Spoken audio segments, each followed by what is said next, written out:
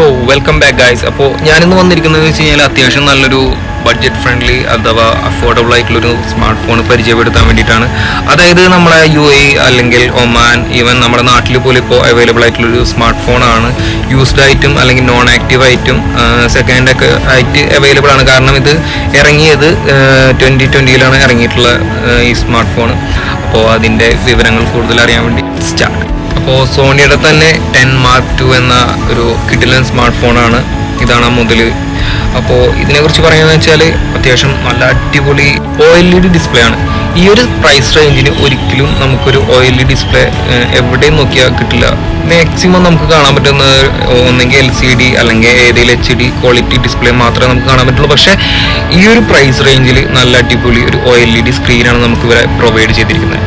അപ്പോൾ മെയിനായിട്ട് എനിക്കിതിനെ ഇഷ്ടപ്പെടാൻ കാരണം ഇതിൻ്റെ ഡിസൈൻ തന്നെയാണ് ഗൈസ്. കാരണം വളരെ സ്ലിമ്മസ്റ്റുമാണ്. അതേപോലെ തന്നെ ബാക്കിയുള്ള സ്മാർട്ട് ഫോണുകളെ അപേക്ഷിച്ച് ഇതിൻ്റെ വിഡ്ത്ത് ഭയങ്കര കുറവാണ്. നോക്കിയാൽ ഭയങ്കര ലെങ്ത് ഉണ്ട്, പക്ഷേ വിഡ്ത്ത് നല്ല രീതിയിൽ കുറവായതുകൊണ്ട് തന്നെ നമുക്ക് ഹാൻഡി ഫോണാണ്. വളരെ രീതിയിൽ നമുക്ക് ഇൻ ഹാൻഡ് ഫീൽഡ് നല്ല രീതിയിൽ തരുന്നുണ്ട്. ഈ ചെറിയ ഫോണുകളൊക്കെ ഇഷ്ടപ്പെടുന്നവർക്ക് ഒരുപാട് ഇഷ്ടപ്പെടുന്നൊരു സ്മാർട്ട് ഫോൺ തന്നെയാണ് ഇത്.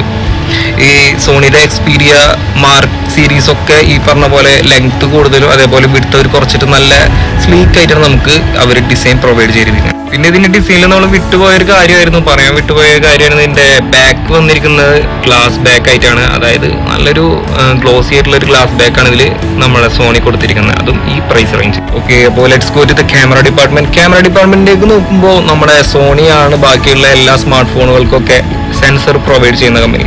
അതായത് നമ്മുടെ ഐഫോണിന് വരെ ക്യാമറ സെൻസർ പ്രൊവൈഡ് ചെയ്യുന്നത് സോണിയാണ്. അപ്പോൾ അവരുടെ സ്വന്തം പ്രൊഡക്റ്റ് ഒരിക്കലും അവർ ഡിസപ്പോയിൻമെന്റ് വരുത്തില്ല.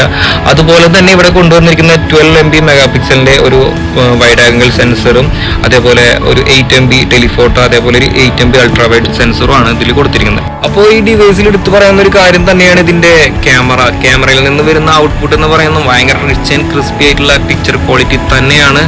പിന്നെ ഇതിന്റെ പോർട്രേറ്റ് നമുക്ക് എടുത്തു പറയേണ്ട കാര്യമാണ്. കാരണം ഇതിൽ 2x ഒപ്റ്റിക്കൽ സൂം തന്നിട്ടുണ്ട്. ബാക്കിയുള്ള സ്മാർട്ട് ഫോണുകൾ പോലെ ഡിജിറ്റൽ സൂം അല്ല ഇതിൽ കൊടുത്തിരുന്നത്. ഈ പ്രൈസ് റേഞ്ചിൽ നമുക്കൊരു 2x ഒപ്റ്റിക്കൽ സൂം തരിക എന്ന് വെച്ച് കഴിഞ്ഞാൽ അത് നടക്കാത്ത കാര്യമാണ്. വേറെ ഒരു കമ്പനിക്കാരും ഒരിക്കലും തരാത്ത ഈ ഒരു റേഞ്ച് പ്രൈസിൽ ഒരിക്കലും അവർ തരാത്തൊരു സാധനം സോണി ഇവിടെ തന്നിരിക്കുകയാണ്. പിന്നെ ഇതിന്റെ പ്രോസസ്സറിലേക്ക് നോക്കുകയാണെങ്കിൽ നമുക്ക് സ്നാപ്ഡ്രാഗന്റെ 665 എന്നുള്ള ഒരു നോർമൽ ബേസിക് ആയിട്ടുള്ള ഒരു പ്രോസസ്സറാണ് കൊടുത്തിരിക്കുന്നത്. അത്യാവശ്യം കാര്യങ്ങളും ഒക്കെ നടന്നു പോകുന്നുള്ള ഒരു നോർമൽ ചിപ്സെറ്റ് ആണ് ഇതിൽ കൊടുത്തിരിക്കുന്നത്. ഈവൻ ഭയങ്കര ഒരു ഹെവി ഗെയിമിങ്ങിനൊന്നും പറ്റില്ല എങ്കിലും നോർമലായിട്ട് നമുക്ക് ഗെയിമും കാര്യങ്ങളൊക്കെ റൺ ചെയ്യാം, അതേപോലെ വീഡിയോ കാര്യങ്ങളൊക്കെ റെൻഡർ ചെയ്യാനൊക്കെ പറ്റുന്ന ഒരു നോർമൽ ആയിട്ടുള്ള ഒരു ചിപ്സെറ്റ് തന്നെയാണ് സ്നാപ്ഡ്രാഗന്റെ 665 എന്നുള്ളത്. പിന്നെ സർപ്രൈസിംഗ്ലി ഈ ഒരു ഫോണിന് ഒരു 4K വീഡിയോ റെക്കോർഡിംഗ് വരുന്നുണ്ട്. 4K 30 FPS video recording. അതായത് ഈ ഒരു പ്രൈസ് റേഞ്ചിൽ നമുക്ക് ഒരു ഫോണിലും കിട്ടില്ല.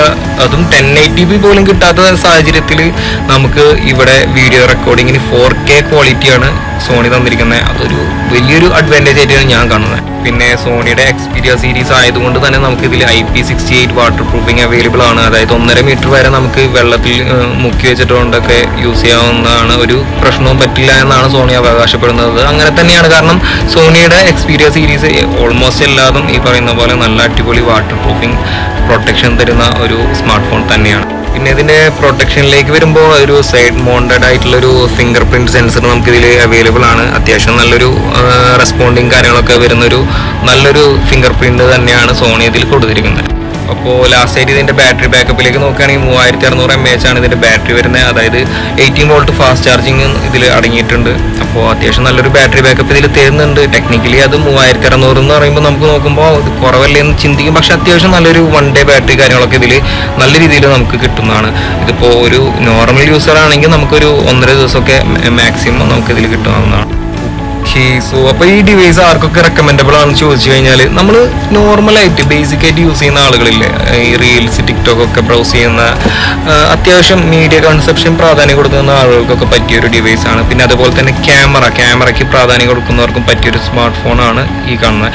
അപ്പോൾ മെയിനായിട്ട് ഞാൻ പറയാവുന്നത് ഇതിൻ്റെ പ്രൈസിംഗ് ആണ്. പ്രൈസിംഗ് എന്ന് പറയുന്നത് ഞാൻ ഒമാനിൽ നിന്നാണ് ഈ ഒരു സ്മാർട്ട് ഫോൺ പർച്ചേസ് ചെയ്തിരിക്കുന്നത്. അപ്പോൾ ഇവിടുത്തെ റേറ്റ് എന്ന് പറയുന്നത് 40 റിയാൽ ആണ്. അതായത് നമ്മുടെ നാട്ടിലേക്ക് കൺവേർട്ട് ചെയ്യുമ്പോൾ ഏകദേശം ഒരു 8000 രൂപ അല്ലെങ്കിൽ 7500 രൂപയുടെ ഉള്ളിലൊക്കെ കിട്ടാവുന്ന അത്യാവശ്യം നല്ലൊരു ബെസ്റ്റ് ക്വാളിറ്റി. ഞാനിത് ആ ഒരു പ്രൈസ് റേഞ്ചിൽ ബെസ്റ്റ് ആണെന്ന് പറയാൻ കാരണം ആ ഒരു പ്രൈസിൽ നമുക്ക് OLED സ്ക്രീൻ ലഭിക്കുന്നുണ്ട്.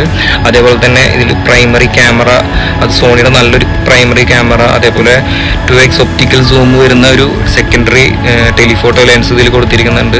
പ്രൈസ് റേഞ്ചിൽ കോർണിംഗ് ഗൊറില്ല ഗ്ലാസിന്റെ 6 പ്രൊട്ടക്ഷൻ ആണ് കൊടുത്തിരിക്കുന്നത്. അതും ഫ്രണ്ടിലും ബാക്കിലും കൊടുത്തിട്ടുണ്ട്. അതൊരു വലിയൊരു അഡ്വാൻറ്റേജ് ആണ്. സോ ഇത്രയൊക്കെയാണ് ഗൈസ് നമ്മുടെ സോണി Xperia 10 Mark II കുറിച്ച് പറയാനുള്ളത്. ഈ ഒരു പ്രൈസ് റേഞ്ചിൽ ഏറ്റവും വർത്ത് ബൈങ് ആയിട്ടാണ് ഞാൻ ഇതിനെ കാണുന്നത്.